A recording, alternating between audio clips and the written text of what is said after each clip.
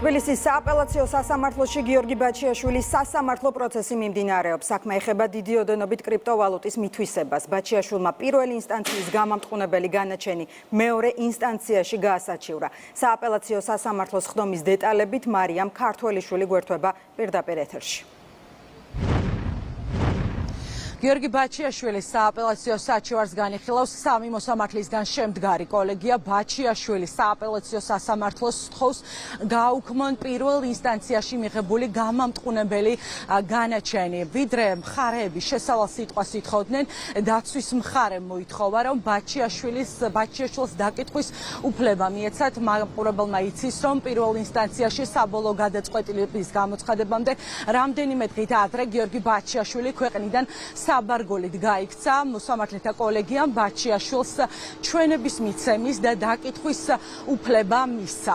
რაც შეეხება მხარეთა პოზიციებს, ვიდრე შესავალ სიტყვას ითხოვდნენ მხარეები, ასევე ბაჩიაშვილს მისცეს პოზიციის დაფიქსირების საშუალება სისხლის სამართლის საქმეზე, განსაკუთრებით დიდი ოდენობით ბიტკოინების მითვისების საქმეზე. თუმცა შეიძლება თამამად ითქვას, რომ მსჯავრდებულმა ბაჩიაშვილმა პოლიტიკური განცხადება გააკეთა, მაგალითად მან მოსამართლეებს და პროკურორს სანქციებზე მიუთითა და თავის მართლებას სცადა.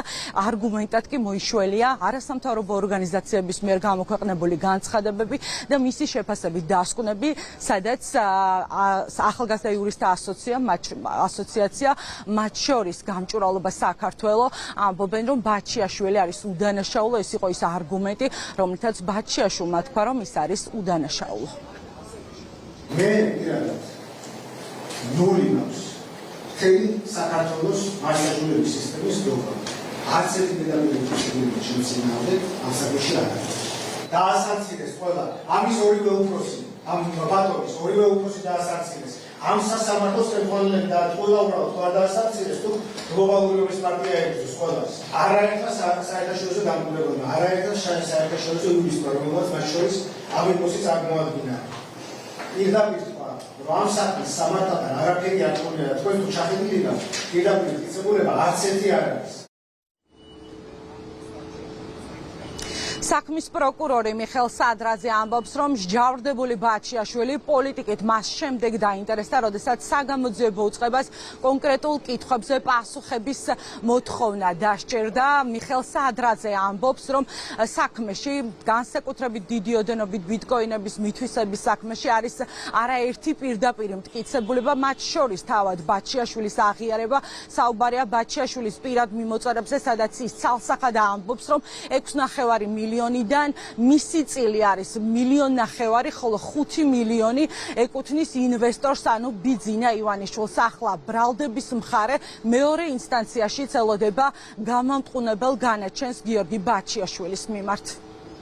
რეალურად ეს დანაშაულებრივი სქემა წინასწარ იყო დაგეგმილი და დაორგანიზებული გიორგი ბაჩიაშვილის მიერ. მას ჰქონდა მსაობა, რომ მოვლენების განვითარების ყველა სცენარისათვის შესაბამისი მოქმედებები განახორციელებინა. ეს ორ ვარიანტს გულისხმობდა. მარტივად რო ვთქვათ, პირველი თუ ეს ბიზნეს პროექტი გაამართლებდა, მოიქცეოდა ისე როგორც მოიქცა, კერძოდ მიითვისა ბიტკოინები, შესაბამისი აქტივი და ამ მიმართულებით ძალიან ბევრი манипуляცია განახორციელა. ძალიან მარტივად დასტურდება მისი საქართველოში ყოფნის და საზღვრის კვეთის ინფორმაციით, რომ ის ხელმისაწვდომი ბოლო პერიოდში, როცა უკვე მის მიმართ გაჩნდა სამართლებრივად კითხვები არ იყო და ძირითადად საზღვარგარეთ იყო, ხოლო როდესაც უკვე სამართლებრივი პროცედურები დაიწყო მის მიმართ, როგორც აღნიშნე, მან ძალიან ბევრ манипуляციას და არასწორი ინფორმაციის ტირაჟირებას მიმართა. ის აცხადებდა, რომ მთელი ეს ინვესტიცია იყო მისი. ის ოფიციალურად მიმართავს კრიპტოპლატფორმას, რომ მისი მონაწილეობა კომპანიის სახელით ემთხვევა ბუნებრივი აბსოლუტურად ყველაფერი.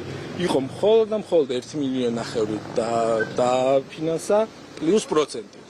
ეს არის გიორგი ბაჩიაშვილის საკუთარი სახელით, საკუთარი პასუხისგებლობით შექმნილი იმეილი და ეს მტკიცებულება მოპოვებული არის მათ შორის სამართლებრივი დახმარების ფარგლებში. ეს არის აღიარება. ამას ვერ დავებოდით, სხვას მეც არაფერს.